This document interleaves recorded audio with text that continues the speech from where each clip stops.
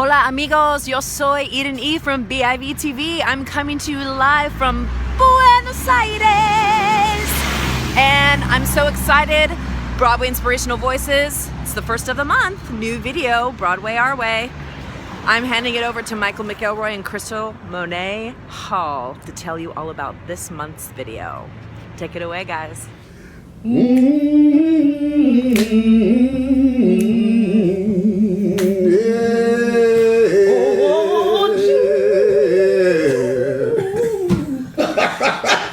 Thanks, Eden. This is Michael McElroy with BIV TV Interviews, and I'm sitting here with the talented, effervescent BIV member, Crystal Monee Hall. Hey. And the reason I'm sitting here with Crystal is because when we came to this next song, and I usually do all the arrangements, but I knew as soon as I heard the song, and I know this incredible composer and arranger sitting next to me, I thought her musical voice would be the best voice for this song to transform it and take it to the BIV way. So I asked Crystal to do it, and she accepted. And Crystal, thank you for doing that. And tell us a little bit about what you did with this very special song we're going to hear this month. It was so much fun. It's timeless. I'm sorry, that's Mr. Munchie. It's timeless. The melody is amazing. And ultimately, what I had to do, because I love it. I love it. I love the show. I love the song. I just had to listen, and then sort of step away from it because it's so intricate and beautiful, and just strip it down to the melody. And I found that because of its timelessness and fierceness, it just was really well suited for that old back porch juke joint thing. We like to do. Right. Little church. Yeah, little church. Little blues. Little blues. Yes. Yeah. So it felt good. Yeah. And we also have a special guest on this one. Not a BIV member, but someone connected to the show as I am connected to the show. So it's like the generations, I get to be the older, sage, wise person. So we are Crystal's pips to her juke joint, Gladys Knight. And I'm very happy with the way it came out in our rehearsal process. We came into rehearsal, Crystal had sent us our parts, and we just sang and laughed a lot. It was too much fun. It was a lot of fun. It was too much fun. When you're working with people at the top of their craft, it's an honor, and it can be fun and still get the work done. So we had a really great time. So that's what you're going to hear. But before you see it and hear it, I want you to see some people who are very special and very connected to this piece. So go to them first, and then you'll hear our new Broadway Our Way for this month. Take care. Hi, I am so excited to be here with Brian Crawley and Jeanine Tesori, who wrote Violet a few years ago, that I was fortunate enough to be a part of at Playwrights Horizons. We wrote it for you. Oh, I was supposed to be Violet. Yeah. But I just wanted to have a little bit of a conversation about what drew you to this source material. Well, we met during BMI, and Brian's tastes were very similar to mine, and I loved at that day and age, because we started it in 1994, 93, 92. It was weird there, right? 94 or 3, yeah. Right, because that's when I met you, and I already, we hadn't written it, but I knew that we wanted you to do it. And there wasn't the same kind of plastic surgery idea at all what you could do, but there was still the same desire that a lot of people weren't satisfied with the way they saw themselves, or they felt the world saw them. And so we decided to follow our sort of our instincts about making it a musical about based on Doris Spetz's short story called The Ugliest Pilgrim. And Brian's family had there were so many people in your family in the military and down in the South, and I had studied a lot of music and done a lot of music in Nashville, so it felt really natural. Yeah, and at the time Jeanine brought it to me was a project that I was doing the BMI workshop once a week, but I was also doing the fast folk, singer-songwriter thing down in the village with Jack Hardy was running it, and it seemed like here's a musical that plays into folk music and musical theater, and it's like who else but me is into this? Like I don't even know who likes this. Most people don't like both. So at the time, I think times have changed a lot, but I thought this is perfect. This is exactly what I want to write. So it was great. And you guys came back to it and did a revival just a few years ago on Broadway. Yeah. What did you learn or discover or appreciate in a different way about the piece that you had created? Or when you came back to it, you went, oh, I didn't realize that before, or wow, that's something I want to change, or what was the experience? Well, I think there was something that, there's a couple answers to that question, but part of it is there was such a positive response to the piece the first time around, and we were frustrated again and again and again from trying to take it any further from the Playwrights Horizons production. And so there was an aspect of bitterness and sadness to it because we kept getting blocked. And there were, I remember, my double major in Yeah, school, right. bitterness and sadness. bitterness and sadness. And so really it was just such a gift to come back to it. I think it was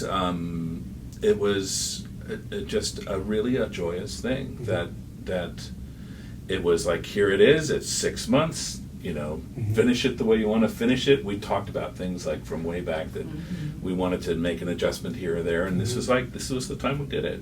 And it was the kind of experience that didn't have any obstacles the way the first experience had obstacle after obstacle after obstacle. And it was still, there were, joyousness about that first thing. It just, it left an aftertaste because our ambition for the piece wasn't fully realized. And this time we got to do everything we'd wanted to do with it. So. Plus, it was just supposed to be a concert. It wasn't supposed to be a revival. And so I think that it's interesting what you chase and sort of running a little bit farther than you can reach out, and what you're not chasing sometimes comes to you. Right. So I think it made me realize how well we had done. I mean, I've never written a musical like that from scratch, ever, and it made me realize how good I had guessed musically so much at the time, and what I didn't know that I figured out, and so I think the second go round was just from learning, about some things that were in the piece already, but I couldn't see them because I just didn't have enough experience. Right.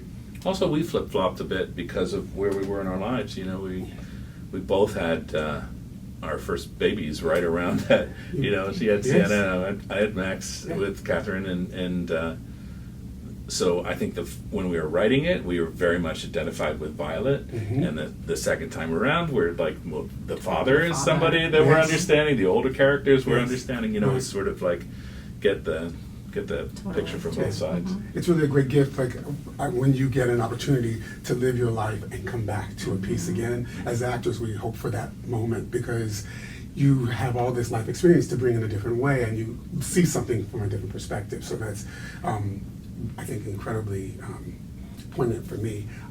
Now, but that was our first time working with Broadway Inspirational Voices too, with you guys working with us on the CD, and we did that with you guys. And talk to me about why you were, this is the last thing, allowed us to take your song and do this arrangement. Like what, I've been asking all of the writers and composers, why let someone take your, what is it that is okay about that experience?